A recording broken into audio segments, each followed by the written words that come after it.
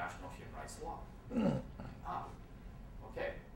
But what does that mean? Does it mean that, is there any international human rights law really that protect languages? The answer is yes. It's yes, but it's new. And because it's new, most judges, most lawyers don't know about this. It has not trickled down to the legal profession very much. Lawyers and judges are rather conservative. Well, that's a generalization, but the legal profession tends to be a bit slow in learning about new things. And when we talk about language rights in international law, this is going to be a slow process because, as you can see, most of the recent cases in international law that have recognized that language can be sometimes protected under basic international human rights. They're all pretty new, quite recent. We have things, for example, or developments, such as Valentine versus Canada, 1993, not that long ago. For the first time in international law, it's become clear that language is a form of expression. I mean, most of you who are linguists know this for a long time, but lawyers are a bit slow. So, yeah. 1993. Language is a form of expression. Well, that means that language is also protected by freedom of expression, at least in private activities. That's incredible. That means that in all private activities, a government cannot stop individuals, cannot ban individuals from using their language of choice. This is a huge category of language rights. 1993. Until 20 years ago, almost no one in international law would have said anything like that. Of course, you have no language rights in international law. It was not true. It was false. But this is a very recent development. The year 2000, only 8 years ago. Now, this is extremely controversial. In 2000, the United Nations Human Rights Committee said that unless if states' authorities do not have reasonable grounds for not using a language in administration, it could be discrimination. In that case, I'm not sure I have a lot of time, but I'll just give a few examples. This is in Namibia, and there was a group of people who wanted to use, a number of individuals who wanted to use the Afrikaans language. Namibia, under the constitution, only has one official language, English.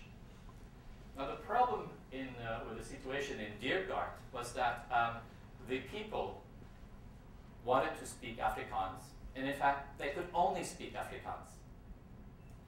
The government office that was answering the telephone, everyone in the government office could speak Afrikaans, but they were not allowed to because of the government policy. So here, the members of the Human Rights Committee looked at the situation, and they asked the government, they told the government first, basically, you know, when people can go to you for a service, this is the administration of government, people are asking for a service in their own language, that's a benefit.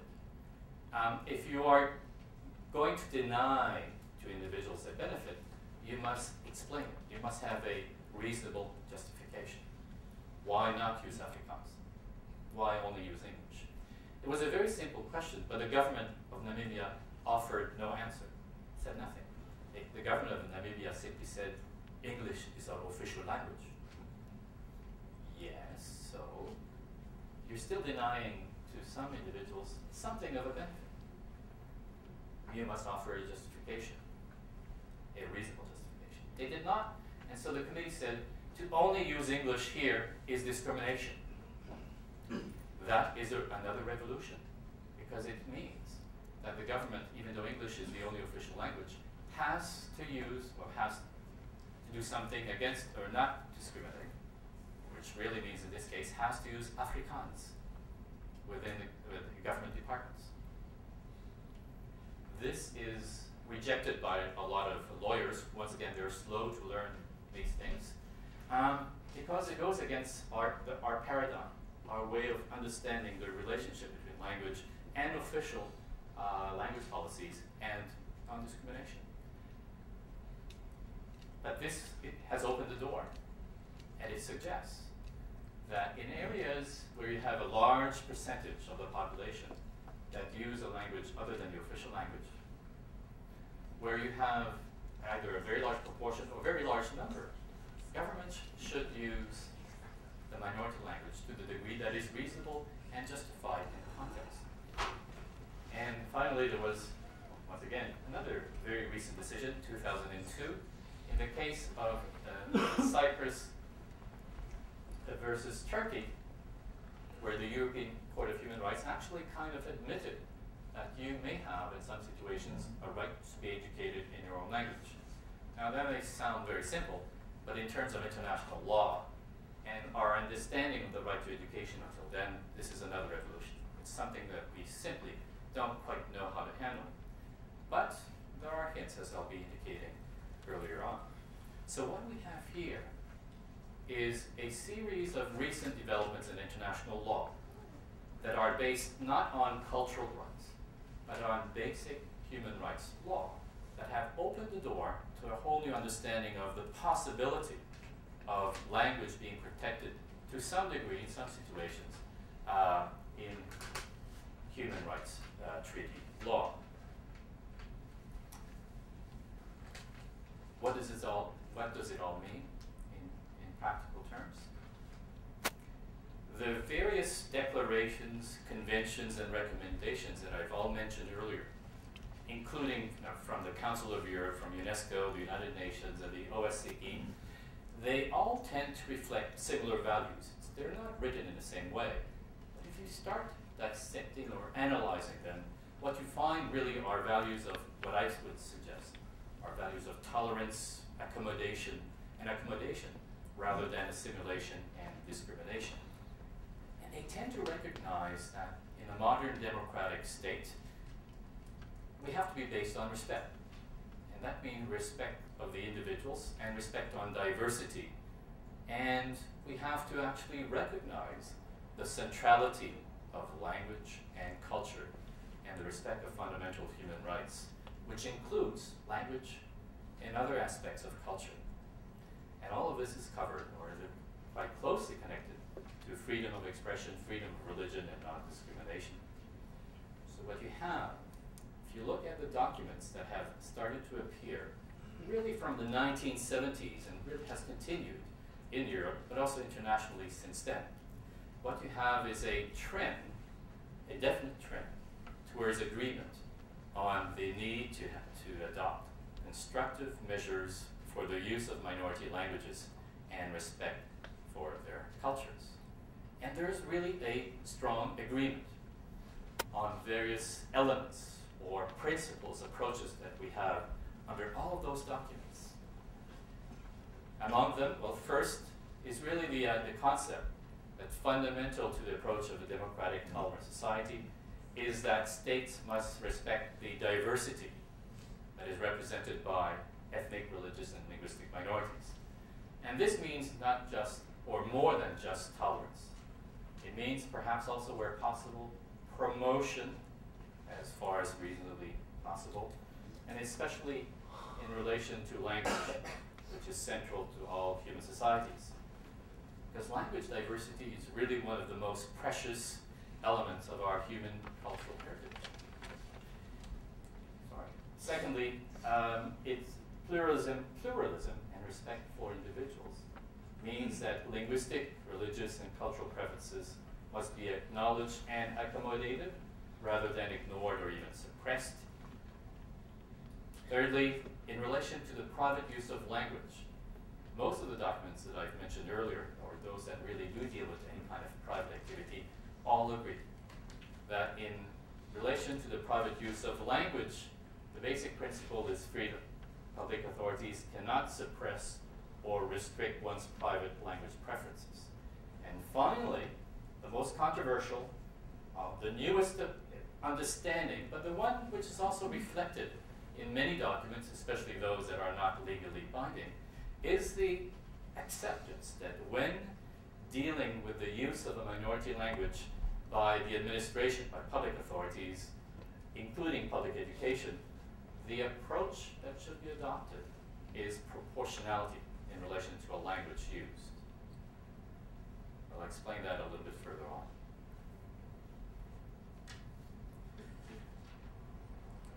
Sorry, I'm going too fast there. Proportionality.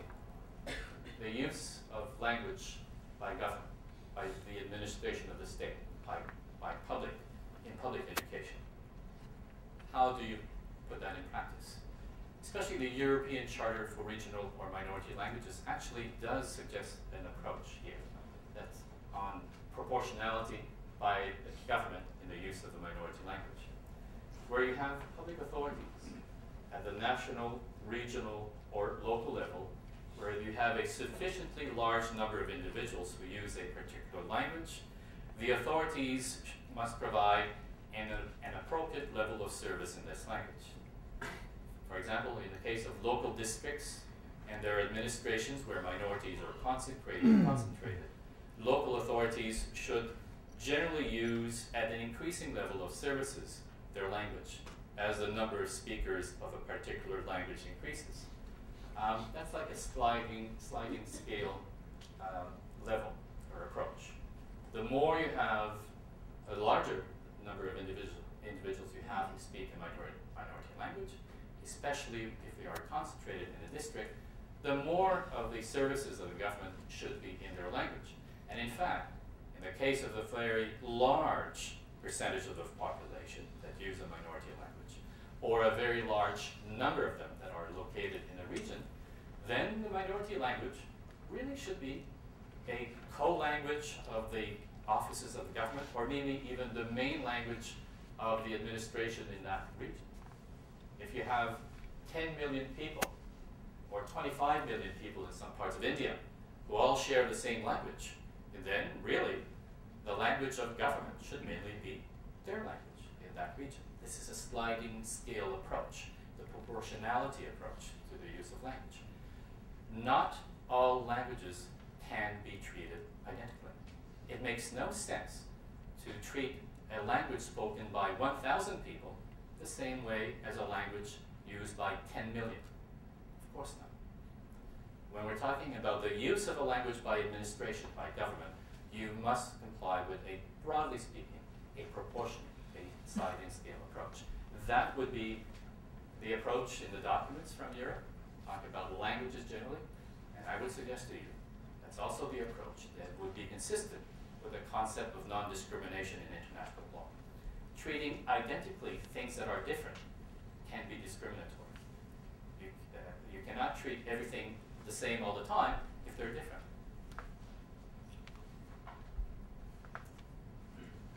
How does this apply to China and Tibet? Well, let me first say this.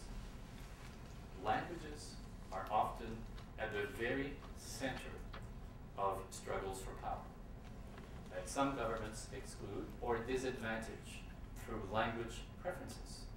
Even if there is no bad faith, even if there is no intent to discriminate, that even you may still have a situation whereby language preferences, we in effect exclude, remove, disadvantage individuals. And by the way, this is not something that is unique to Europe or Asia or Africa. This is something that we find occurring in all parts of the world, really. And in many situations of ethnic conflicts, you have these kinds of grievances, of problems. In other words, language is power, and the denial of language rights often leads to denial of opportunities, of power. Some of you may know this famous extract from the first, I think, dictionary in Spanish, Castilian, by Antonio de Nebrija, who was the biographer of Queen Isabella de Castile. Siempre, please pardon my Spanish, siempre la lengua fue compañera del imperio. Language has really been a companion of power for centuries. This is not new. But it is a power that advantages some and may exclude or disadvantage others. And this is not because some languages are naturally superior to others, but because governments have the power to exclude or disadvantage individuals through their language policies. And all governments almost automatically do it by having one or more official or favored languages. More than that, many governments can contribute to the weakening of a language and disadvantaging individuals, whether it's intentional or not, through a variety of means. They can forbid even individuals from speaking a language, and that's one way that this can be done, but it is one that has been happily disappearing today. It could also be done by not teaching a language. This is an extract, or a quote from the French historian Julien. Une langue qu'on n'enseigne pas est une langue qu'on tue. You kill a language. I'm not saying this for you, Gabriel. You kill a language if you do not teach it. But even if you teach a language, it's not enough to ensure that it will survive or develop and strengthen. A language, as long as a language has no significant prestige, power, and opportunities connected to it, especially then what is likely to occur is a noticeable, almost unstoppable trend towards assimilation and eventual extinction of a language. And this is a phenomenon which occurs in many parts of the world, and is obviously still occurring. From a legal point of view, there is, of course, legislation in China, even legislation which is good, if you read it. If you look at what is written in the paper, it actually is not antagonistic to minority languages, quite the contrary. But the practice, the reality on the ground tells, or can tell, a different story. I'm not an expert on Tibetan, and I can be corrected on this, but by and large, in terms of employment within the administration, whether it is in the Tibetan Autonomous Region or other parts of China, the proportion of the employees working in government departments is not what you would expect when you consider the proportion of the population, especially in the TAR. I have seen statistics, and maybe this is wrong, but I've seen statistics for 2003 that show that the Tibetans working in the administration of the TAR has been decreasing steadily in the last 20 years especially, and is something around maybe half, let's say 50%. I'm sure that's wrong, but approximately 50% of government employees, broadly speaking, are ethnic Tibetans. In TAR, where the Tibetans are officially, if we look at the 2000 census, supposed to be about, what, 90%? Something around that. There's something not quite right in these proportions, isn't there? Contrary to what would seem to have been to the legislation that you have in China, the use of the Tibetan language, even in the TAR, is something that is not clearly required. There seems to be, in fact, a linguistic bias in relation to the language of administration. In practice, it would seem that Putonghua, Mandarin, has become the main language of government. It is almost the only language of university education. In secondary schools, I think in the TAR, there are classes that teach in Tibetan, but there is in fact no secondary school which has Tibetan as the main medium of education. Not a single secondary school in TAR.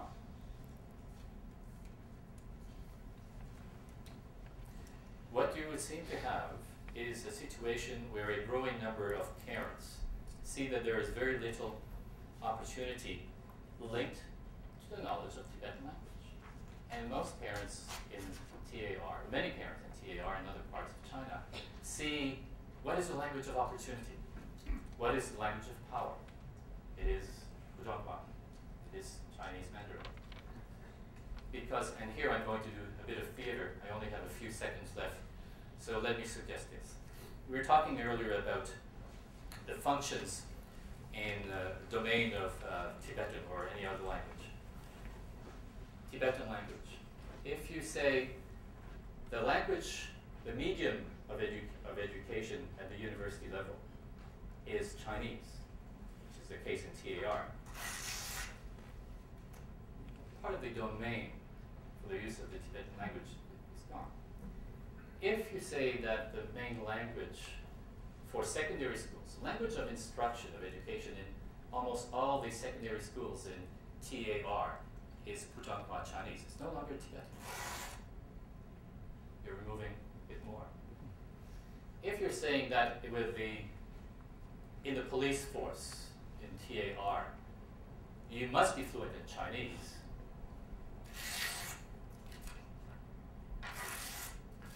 what you're having in TAR and in many other areas, domains, and functional use of the Tibetan language is a gradual erosion. And can you really blame parents, the parents of Tibetan children, at one point to decide, well, what is better for my children? What is better for the opportunities for their future? Because at one point, I think many people will be tempted to let go. Not because they don't think it's important, but they really do care for their children's future. And if Tibetan is not a language of power and opportunity, I think this danger which the future maybe has is for the Tibetan language. So I think my time has pretty well run out. I actually had a number of examples in relation to good practice in a number of other countries. But there you go, don't have time for those. Perhaps during the break or tonight we'll have an occasion to do that. Ladies and gentlemen, mesdames et messieurs, merci beaucoup. Thank you.